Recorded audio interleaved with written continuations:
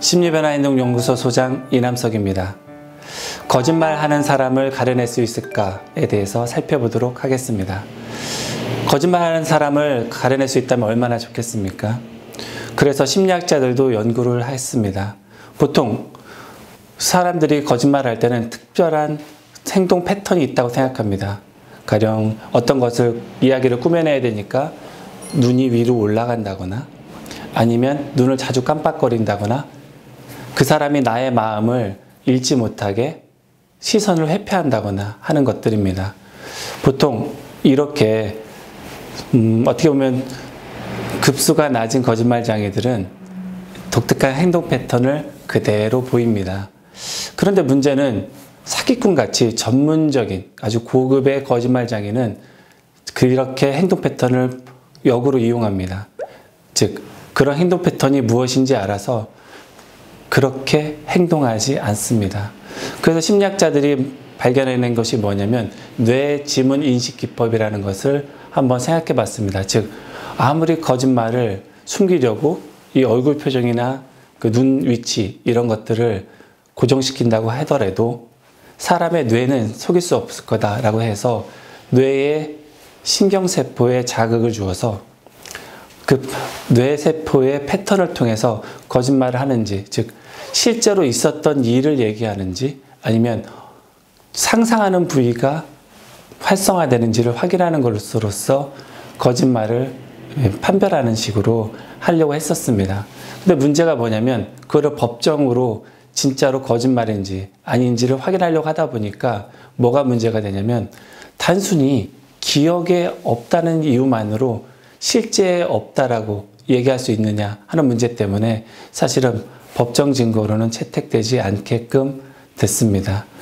무엇보다도 고급스러운 아주 수준이 높은 거짓말장애 같은 경우에는 자기가 자기 자신을 속입니다. 그래서 실제 있지도 않았던 것을 있었다라고 하거나 실제 있었던 것을 없다라고 하거나 없던 것을 있다라고 하거나 이런 식으로 실제 믿어버리기 때문에 그래서 사기꾼을 잡고 나면 그 사기꾼이 진심으로 눈물을 흘리면서 말합니다. 자기는 억울하다고, 자기는 진짜 죄가 없다고, 자기 자신도 그렇게 믿어버리기 때문에 그런 거짓말장애들은 구별해낼 수 없습니다. 그래서 단순히 얼굴 표정이나 뇌만 갖고서는 그 사람이 거짓말인 것을 판별해낼 수 없는 것이 한계입니다.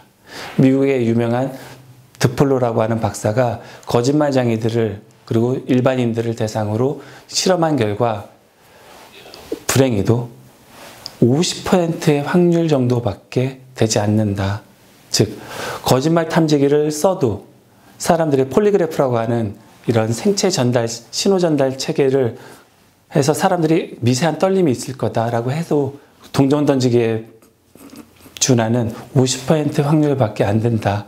이런 것이 현실입니다. 그래서 법정으로서 쓸 때도 거짓말 탐지기건 이런 것들은 결정적인 증거가 아니라 그걸 뒷받침하는 참조 증거밖에 되지 않는 것이 현실입니다. 그래서 일반적으로 거짓말장애들을 잘 판별할 수 있다. 현재로서는 그런 것이 없습니다. 고급 거짓말장애는 판별할 수 없고요. 그 수준이 낮은 일상적인 보통 사람이 하는 거짓말은 아까도 말씀드린 것처럼 눈의 위치, 즉 어떤 이야기를 생각할 때 눈을 위로 헛든다거나 아니면 눈을 자주 깜빡인다거나 그리고 시선을 회피한다거나 아니면 실없이 웃는다거나 이야기가 뭐 이렇게 중구난방이 된다거나 하는 것으로서 판별할 수 있을 뿐입니다. 그것이 한계가 있다라고 이해하시면 되겠습니다. 여기까지입니다. 감사합니다.